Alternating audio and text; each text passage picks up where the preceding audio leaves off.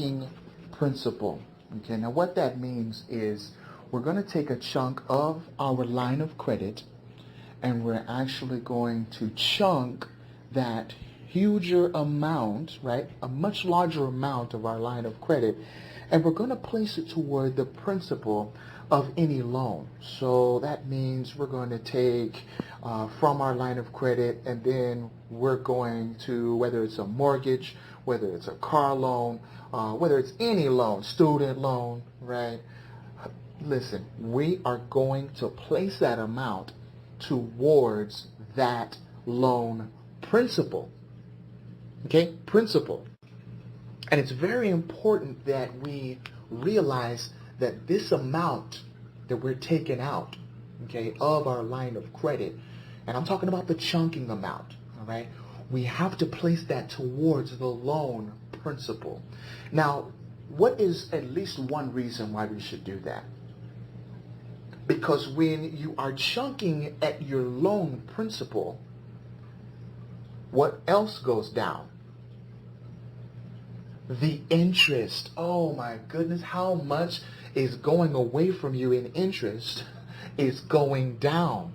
Okay, so let's say you had $300 that you had to pay in interest, and like the other $300 is paying towards principal. Well, now it's going to be $100 in interest that you're paying instead of the $300, saving you hundreds, if not thousands of dollars in interest. That's why the chunking principle is just so lethal to loans getting paid down. It's really, really good. So let me give you an example here, okay? Let's just say you have a $200,000 mortgage. We're going to write that there. At 6% annual percentage rate. Now I know yours may be way lower, but this is just an example, right? And so here we have, what are you paying each month? $1,200 each month. All right, now let's go over it, okay? We have a $200,000 mortgage at 6%.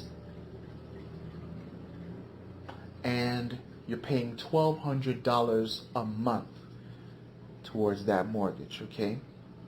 All right. Now, let's go ahead on the line of credit side. Let's say we have a card that has $15,000 on it. Let's just say, okay? And of course, this card can be any amount, okay? Any amount. We're just picking this number, 15, okay? $15,000 limit on the credit card, and you are saying, you know what, my goal is to pay off my mortgage in 7 years. So I don't want to pay for 30 years. I want to pay only 7 years on my mortgage. Well, what you would do then is you would take a chunk from your line of credit, chunk being, let's say, $12,000. Okay? You're taking the $12,000 and you're placing it where? You're calling up the lender and you're saying, I want to pay $12,000 to where? That's right, to the principal. So now it's $200,000 minus $12,000, which equals what? $188,000. Right? Now, at this point, may I just point out that you just skipped light years in your mortgage payment with that $12,000. Did you know that? Absolutely. You're skipping months upon months of interest. As a matter of fact, you're skipping about 4 years of interest by simply 1 minute of signing the check with that $12,000. That's why we want to let you know about this method. You see how powerful it is?